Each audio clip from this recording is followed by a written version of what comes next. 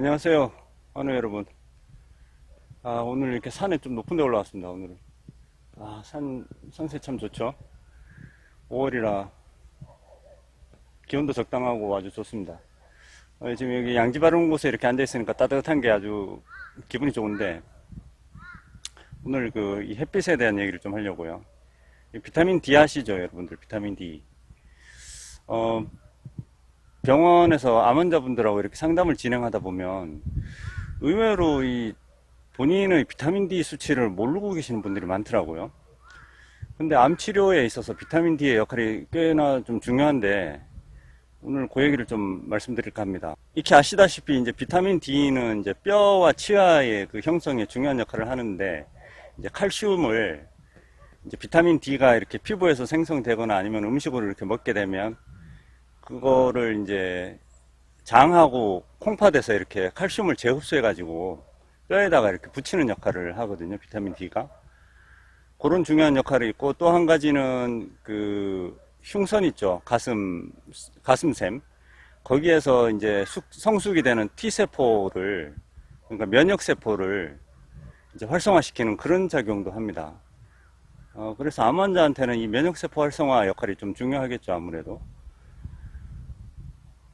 병원에서 암 환자분들 이렇게 상담하다 보면은 이제 본인의 비타민 D 수치를 모를 뿐더러 알고 있으면서도 잘 관리를 안 하시는 경우도, 그런 경우도 있더라고요. 얼마 전에도 어떤 간암 환자분을 상담을 해드렸는데, 이제 그 부부가 같이 오셨는데 남편분께서 간암 환자셨거든요. 근데 검사 결과지 같은 걸 이렇게 갖고 오셨는데 보니까 비타민 D 수치가 7인 거예요, 7.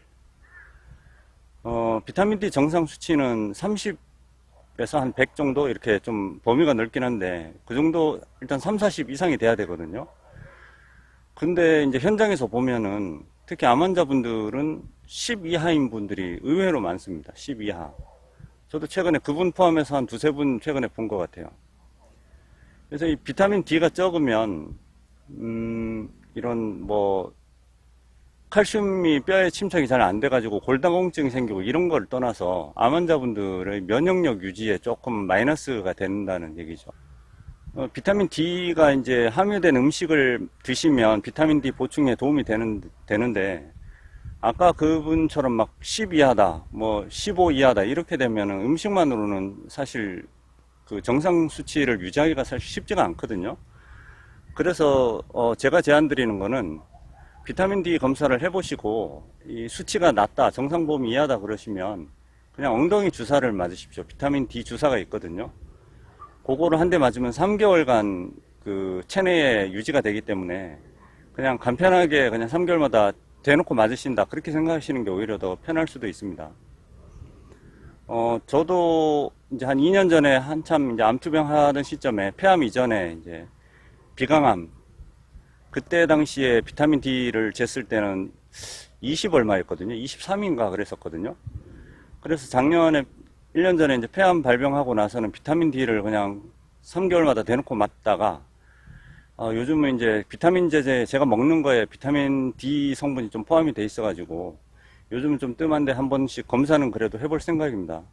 이렇게 먹고 주사를 맞고 해도 50을 넘기가 사실 만만치는 않거든요.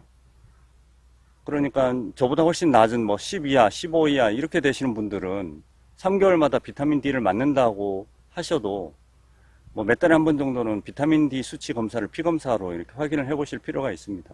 엉덩이 주사를 맞으면은 3개월 동안 몸 안에 있다고 하는데, 그게 어떻게 3개월 동안 있냐 이렇게 궁금해 하실 분들을 위해서 말씀을 드리면, 비타민 D는 이제 지용성이잖아요. 그래서 이제 엉덩이 주사를 맞으시면 이 체내 인체의 지방 조직에 이게 녹아 들어가서 그 상태가 유지가 됩니다. 수용성은 이제 하루가 지나면 8시간 이렇게 지나면은 다 소변을 통해서 빠져나가잖아요. 그런데 비타민 D는 수용성과는 달리 이렇게 장기간 체내에 축적이 된 상태로 있는 거고, 나중에 배설이 될 때는 그 담즙을 통해서 대변으로 이렇게 나갑니다. 그래서 이건 그냥 제 개인적인 생각인데, 육식을 많이 드시는 분들 있잖아요. 채식 위주 말고 육식을 많이 드시는 분들. 그러면 이제 당연히 지방질이나 이런 것도 고지방식을 하시게 되고, 그러면 담즙이 왈칵 나가거든요. 그래서 비타민 D 소실이 더 빨리 되지 않나. 그래서 면역력에 조금 마이너스가 되지 않나. 그런 생각도 개인적으로는 합니다. 아, 잠시 일어설까요? 아이고, 안, 이게 나무 둥치에 앉아 있었습니다. 엉덩이가 아프네요. 아, 네, 이제 그 산을 내려가는 중인데 갑자기 한 가지 더 생각이 난 게 있어가지고요.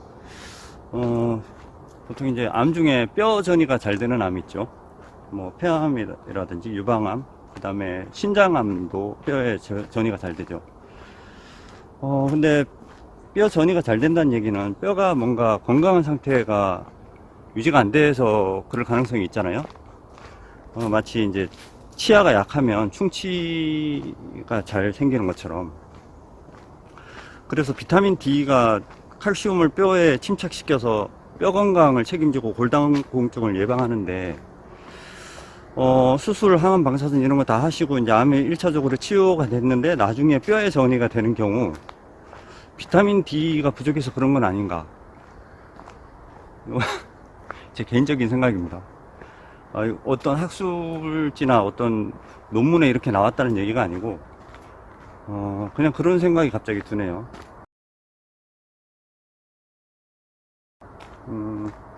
뼈가 영양분이 충분하고 칼슘이 충분하고 해서 매끈하고 단단하고 해야 되는데, 비타민 D가 부족하면 칼슘이 침착이 좀 저하되고, 그래서 뼈 건강에 좀 안 좋은 영향이 있지 않나. 그렇게 되면 암세포가 뼈에 스며드는데 좀 더 쉽지 않을까. 그 생각이 갑자기 듭니다. 그냥 이건 제 개인적인 생각이니까. 아무튼 비타민 D가 중요하다. 그 말씀을 드립니다. 아까 제가 산에서 내려오면서 문득 든 생각을 말씀드렸잖아요. 비타민 D가 부족하면은 뼈전이가 좀 더 쉽게 일어나지 않을까. 그 생각이 갑자기 들어서 말씀드렸는데, 그래서 제가 지금 바로 집에 와서 검색을 좀 해보려고 합니다. 논문 사이트를요. 이게 펍메드라고 논문 서치하는 사이트거든요.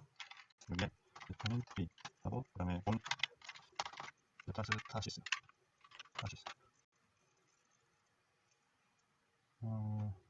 이렇게 검색을 해보니까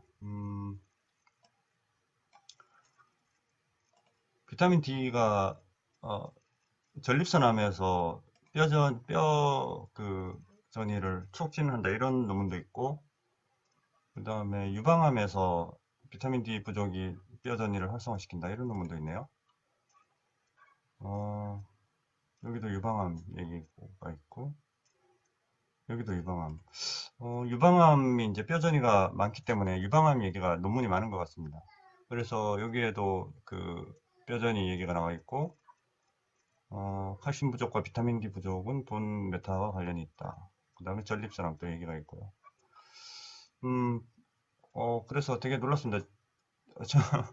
이 논문이 이렇게 나와 있는지 몰랐는데, 나중에 이렇게 제가 다시 한번 좀 공부를 해가지고, 비타민 D 부족과 뼈전이와 관련된 논문을 제가 한두 개를 좀 골라가지고 리뷰를 해드리는 그런 영상을 나중에 한번 찍어 드리도록 하겠습니다.